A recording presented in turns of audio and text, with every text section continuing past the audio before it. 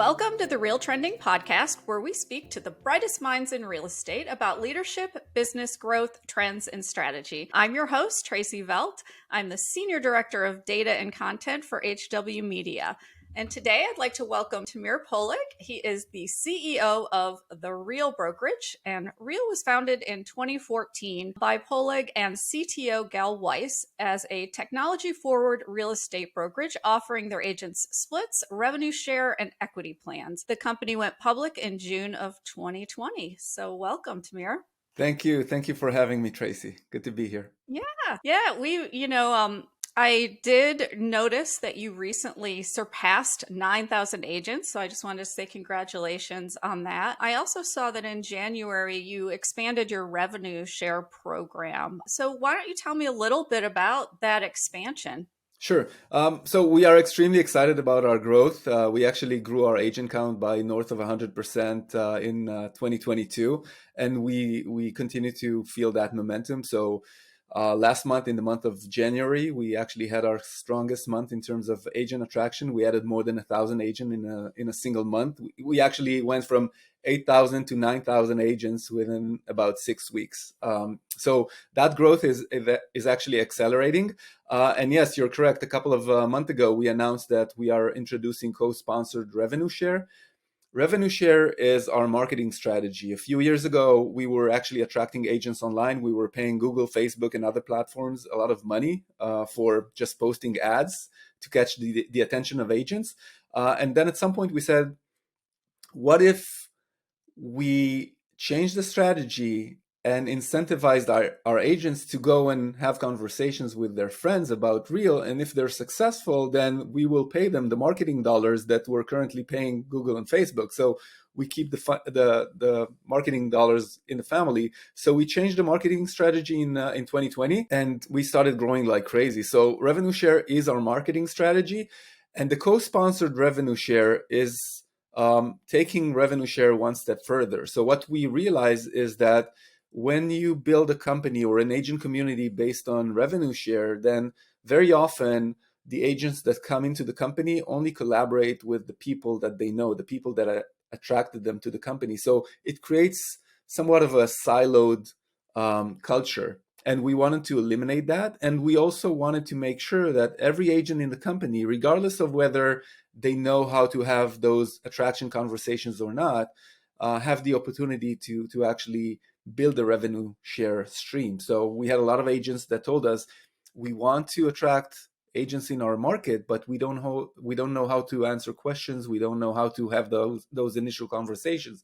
And at that point, we said, if we allow agents to name two sponsors, what can that create? So on one hand, I can partner up with an agent in a different state and attract an agent. And if we're successful in doing that, then both of us are incentivized. So it just eliminates those silos that I mentioned. But at the same time, it also gives an opportunity to the agent that want to attract but don't know how to have those conversations to partner up with somebody who's been there, done that. And this way they can build a revenue share stream for themselves. So for us, it was just a natural evolution of the revenue share program. And so your business model is, obviously is very similar to EXP, but it sounds like that's your big differentiator. Whereas EXP kind of keeps the agents who recruit other agents tend to stay on their team per se. And I say that word loosely because it's not necessarily a true team. What other differentiators do you feel that Real has? I understand that for many people in the industry, Real and EXP are kind of the closest comparables, just because both of us have revenue share programs in place. Both of us offer stock incentives to the agents. Both companies are non-brick and mortar. But the way I see it, those two companies are extremely, extremely different. And I'll start with the vision. Both companies were born out of a true mission of helping agents build their careers. But at some point, we also understood that if we really want to help our agents, we also need to help our agents' clients or help our agents serve their clients. So we need to build something for consumers. And this is something that we are now working on the technology side. So we're very different on the vision. We're very different on the culture. Real is focused on helping agents succeed in real estate and focus on production, whereas I don't want to talk for EXP, but I know that agent count is pretty much a North Star at EXP. So culture is another different. We're very different on the technology. We are a mobile focused company. We've been mobile focused from day one. We believe that agents need to be out there and they need to have their businesses in the palm of their hands, and this is what we deliver. And I think that we are very unique in that approach. And obviously, in terms of the economics for the agents, we are also different. So I think that all in all, there are a lot of differences between the companies. And truly, I believe that in 2-3 years, people will no longer compare those two companies because we will just grow in different directions. Yeah, it's interesting because, everybody wants to compare. And that's why I brought it up, because I wanted you to be able to talk about the differences. But the truth is we're true believers that there's room for everyone. There's a place for every agent. And, the culture of companies is so important. And it's obviously just because you have a similar business model or, similar aspects of your business model doesn't necessarily mean you're the same company or you're copying a company, because your culture is so different. So I just think it's 100%. interesting in general. And by the way, I have to say, I think that EXP is a great company. And I went on stage in our conference in October of 2022, and I just said it on stage. I said that EXP is a great company, and Compass is a great company, and KW is a great company, because those companies are built by people that are passionate about helping agents. We're just different, and we want to build something different.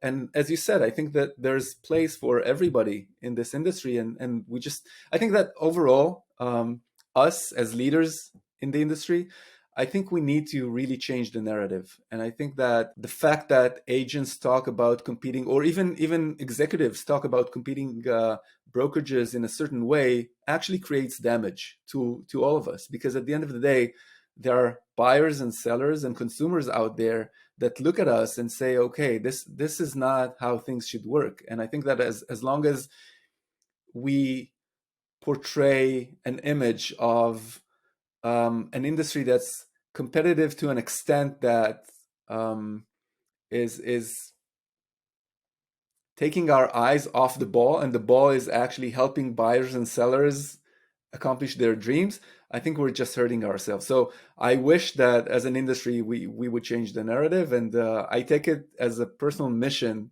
to actually reach out to some of those leaders and ask them to, come to the table and let's just show by example. Yeah, absolutely. The ultimate goal is to serve, the client. And not only that, but it's real estate is local, obviously. So the different opportunities that agents have in different markets, there's always going to be some option that fits them better, or they may choose to change what they're doing and move. So yeah, I totally agree with you. And I think honestly, a lot of those leaders would agree with you as well. I've interviewed a lot of them, and there are quite a few who feel the same about just understanding there's a place for everyone, and that this is one of those businesses where you have to collaborate with someone from a different company in almost every transaction that you have. So yeah. Yes. Yeah. We talked last, it's been since 2020, so it's been a while. We should not wait that long before we talk again. But Absolutely. Tell me a little bit about what's changed in that time, other than the growth, your value proposition. You've obviously honed some things. Talk to me a little bit about what's changed in the past 3 years. A lot has changed. So when we last spoke, I think that we were at 1,000 agents or less, and I don't know, 20 employees or so. We are now 130 employees and over 9,000 agents, and you can imagine that a lot of things have to change in order for a company to be able to scale that rapidly. I think that on the product side, the product is constantly evolving. So we're trying to build a platform for agents to grow their businesses on and really offer them everything they need in order to streamline their businesses, make transactions smoother, and get paid faster. And we constantly evolve, and we try new things, and we try new services for the agents, and we try to we came up I think it was less than a year ago with instant payments. So we look at how agents are paid in the industry, and agents are paid once the transaction is closed, but because we have so much data on agents, agent production, past performance of the agents, and just historic data on homes and buyers and sellers, we can underwrite a transaction and say, okay, on this transaction, we think that there's a very high likelihood of it actually closing. So why can't we pay the agents ahead of time? And that was something very innovative. So this is just an example of how we try to build things using technology that will benefit with our agents. So the product is constantly evolving, and we are now also building a consumer-facing product that will integrate title, mortgage, and brokerage services and insurance into one seamless end-to-end app for our agents' buyers. So that's one thing. And as a company, we always focus on building long-term wealth for our agents through great economics on transactions, through equity, through revenue share, and through some other ways that will give them more visibility into their businesses and a little bit more insight. So I think that when a company grows so rapidly, and you're adding 1,000 agents a month or 1,000 agents a quarter, you need to grow both in what you're offering your clients and your partners, but also internally. Grow the company, add more talent, bring people. The people that were in place when we had 1,000 agents are not the same people that we need now when we're going through 10,000 and going to tens of thousands. But I think that we're doing a pretty good job at building the technology that will enable us to scale. I'll just give you an example. In the third quarter of 2022, which was the last quarter we announced, we processed north of 11,000 transactions with only 9 people on the transaction team. And that team actually has not grown probably almost since the last time you and I spoke. So how can you process such an amazing or huge number of transactions without adding more people? And sometimes that's what's happening in the background, and people do not look under the hood. But there's a lot of work that's being done in order to build that support mechanism that will enable us to process more transactions and welcome more agents. What do you think has been your greatest challenge just scaling that quickly? Is it the people and the systems, getting the systems in place, or something else? I should probably start by thanking our agents for being very patient, very passionate about growing the company with us. So in 2021 and maybe a few months into 2022, we were just focused on making sure that the company doesn't fall apart because of that rapid growth. And we were very upfront with the agents, and we said, you are joining a company that's scaling rapidly, and these are still early stages. Please be aware of that. Be mindful of the fact that there will be some bumps, and sometimes maybe there will be some hiccups. But we will do our best to solve it. And you need to look at yourselves as partners coming into a new business. And I'm grateful for our agents who really gave us that time and also a lot of information and insight on how to build a business. So I think that the biggest challenge was just making sure, again, that we don't fall apart, that systems do not fall apart. We had to completely rebuild our tech stack in a time frame of about 8 months. Luckily, those days are behind us. We are in a very different place right now. But I can tell you that was a very scary time where you wake up in the morning and you say, I'm not even sure that we can process the amount of transactions that are coming into the funnel today. Just because, we knew that growth was coming, but it came earlier than we thought and stronger than we thought. And sometimes you just cannot prepare for something like this. Hi, this is Tracey Velt, and we're here with Mark Adams, Vice President of Real Estate for HousingWire and RealTrends. And I want to talk to him a little bit about the brokerage rankings. So Mark, why don't you tell me a little bit about what our audience needs to know about the brokerage rankings? I know the submission portal is open and waiting for people to submit.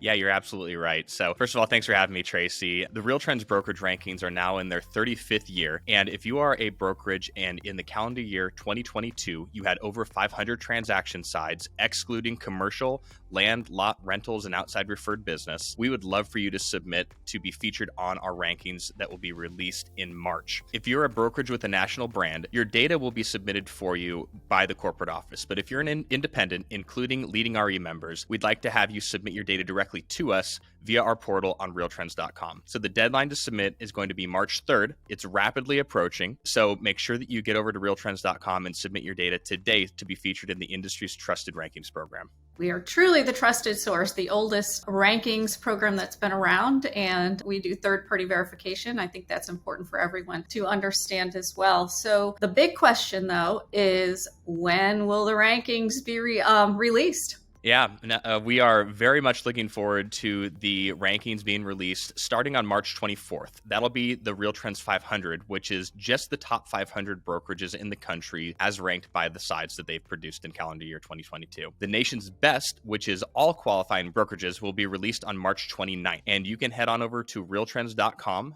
on the launch date to view the rankings, or you can grab the Friday edition of the Wall Street Journal to see the top brokerages in the country featured in their magazine. Thanks so much, Mark, for letting everyone know. And brokers, make sure you get your submissions in by March 3rd. Thanks, Tracey. Yeah, definitely. It is a challenge. I mean, it's a challenge for any brokerage that's scaling, and especially scaling as quickly as you did. And the one thing I wanted to talk to you about is obviously with the market, it's not, I wouldn't, everybody wants to say it's a horrible market. It's not a horrible market. It's different than last year. So yes, a lot of brokerages are making, changes and, really working to contain those operating costs because it's a low margin business to begin with. Obviously, you have an advantage with being a virtual brokerage. So occupancy costs are not a huge consideration for you.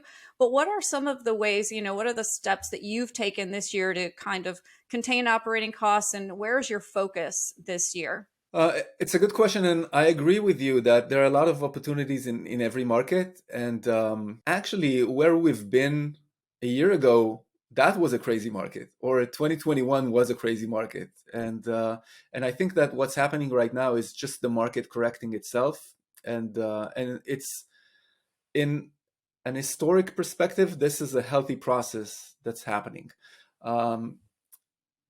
In March of 2022, we identified that the market is about to change, and we went from attack mode to making sure that our agents know exactly what's coming.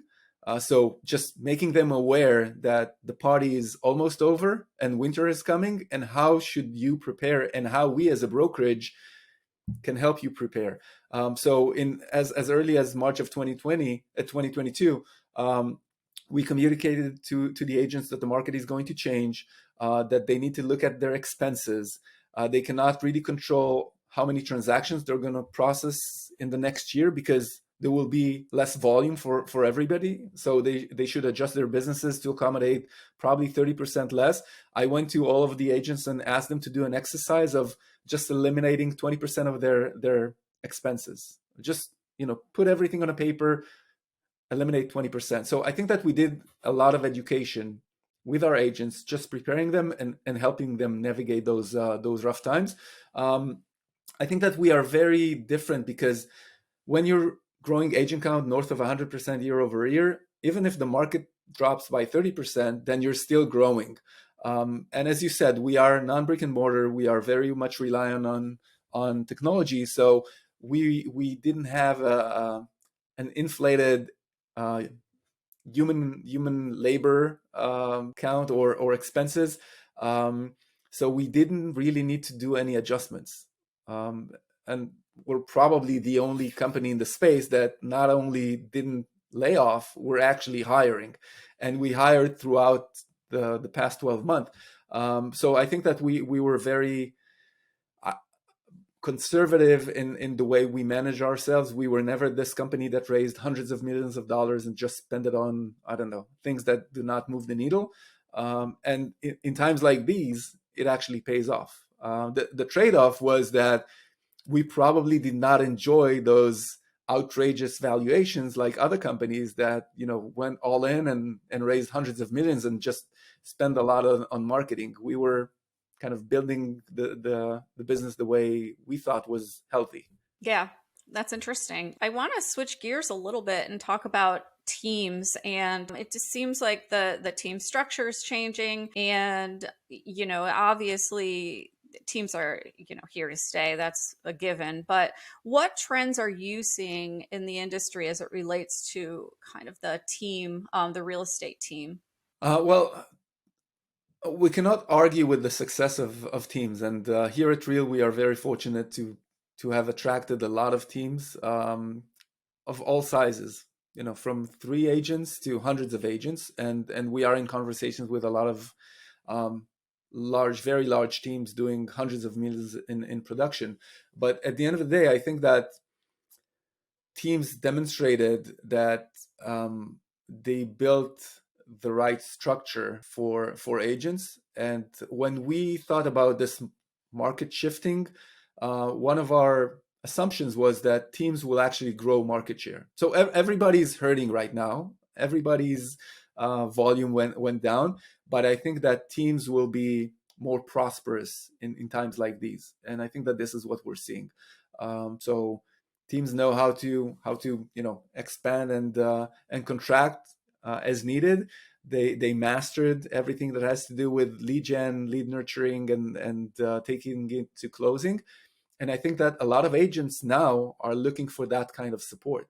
So I think that teams are will be winners when we get out of this cycle. Yeah, I definitely the team model. I mean, gosh, I've seen these teams have their own mortgage arms and title arms, and it's been crazy how much the team structure has evolved. And definitely the lead gen is the core of their success, which makes them quite a bit more profitable than a brokerage because of the focus on lead gen. So it's interesting. That's correct, and in many ways they just do not carry the liability, and just I think that teams are successful because the team leaders do not want to deal with all of the things that the brokerage typically deals with. So they focus on production, they focus on making money, and we focus on solving problems in the background for them, and we're happy with that arrangement. Definitely. What other trends are you seeing in the industry, maybe specifically with technology or the way companies are working with agents today? Maybe I'll express some frustration. I think that our industry is not as innovative as we'd like to think it is. I don't think that there's anything really extraordinary that companies are doing at the moment. I don't think that there's sufficient innovation. I think that most things are still working the same way they worked 5 years ago or 10 years ago. And by the way, I think that it's actually a threat, because if you're stagnant and if you're not innovating, then there's a good chance that you will be, I don't know, eliminated at one point. So if I'm trying to think about all of the innovation that we're looking at in the industry, and we have a dedicated person that is actually looking at M&A opportunities, because we're making acquisitions actively. There isn't something that really stands out. And I think that a lot of brokerages are trying to build their own tech. They're trying to maybe bring in partners. But there isn't a single thing that I can point my finger to and say, hey, this is working, this is successful, and this is actually making a difference. What about like artificial intelligence? Are we just kind of hitting the tip of the iceberg with that? Is there... Good question. And I think we need to be thinking about this question not only as real estate professionals, but also as human beings, because this has a scary angle to it. But I can tell you what we're doing here at Real, and maybe specifically at ChatGPT. We think that ChatGPT really demonstrated that it can be trained to provide sufficient value for companies like us to be able to leverage it. And we are building a chat-based support that will leverage ChatGPT. We understand that it'll take many, many months to actually train it, to bring it to a point where it really provides accurate information and exactly in the way we want it to provide.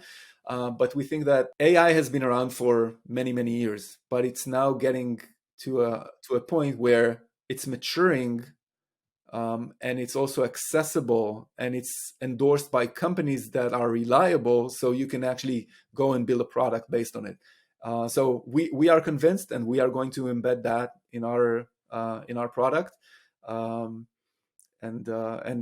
again, going back to efficiency, just think about the fact that 80% of the support tickets can be handled this way, and have our team only focus on the things that are just more complicated and more interesting for them as people. And by the way, we have an amazing team throughout the company, and we want to continue and help them grow as professionals as well. And I think that clearing their minds off the mundane tasks and giving that to technology would be a huge win for individuals working for organizations. Oh, I agree. There is definitely a scary aspect to the whole thing, but for certain things, it just makes a lot of sense. So yeah. My final question is, well, it's really my second to last question, but where are you seeing the most opportunity today for brokers or agents? As you said, there are opportunities in every market. And I think that both on the brokerages side and on the agent side, in times like these, new winners are crowned. And this is exactly the time where you as an agent or you as a brokerage can decide whether you're going all in and you're taking market share, or are you giving away market share. And this is exactly what's happening. So a lot of changes. I think that when we come out of this cycle in 6 months, a year, 2 years, on the brokerage side, there will be a lot of brokerages that will actually be taking market share, and other brokerages will be shrinking. So I think that it's the same for agents. There are a lot of opportunities, and you just need to be better than the competition. You have to think more innovatively. You have to be out there. You have to work harder. You have to put in the effort. You have to be committed, and it'll pay off. So I just think that it'll be a mistake to be discouraged by the market conditions. You actually have to be motivated by that. Yeah, I think really successful agents they look at this as an opportunity to innovate and really expand their businesses, and it's getting more agents to understand how to do that. That is probably the biggest challenge. They might want to do it, but they don't really know how. And that's where the brokerage training comes in and is so important. But my last question is just what's next for real? Sorry, I was going to say real estate. What's next for real? Yeah, it's confusing. By the way, I wish that in a few years everybody will think about real estate as real, but we'll have to work hard to make it happen. But we are continuing to focus on growth. We continue to expand our platform, and we want to create the most compelling platform for agents. So we think that growth will continue to be the name of the game for us. And at the same time, we're also focusing on building the long-term strategy for the company, which is a consumer-facing product. And just changing the way people buy and sell homes using a combination of agents and technology, or with a consumer-facing app and leaving the agents in the center of the transaction. So for us, it's growth and building the right products for our agents and their clients. And by the way, I have no doubt that we will meet in a year or a couple of years, and we will be at tens of thousands of agents. So I think that we will be one of those winners coming out of this cycle. Well, I look forward to seeing that. So, so thank you so much for joining the Real Trending podcast. We always appreciate, the advice and the strategies and the look behind the curtain of your company. So thank you. Sure. Thank you for having me again.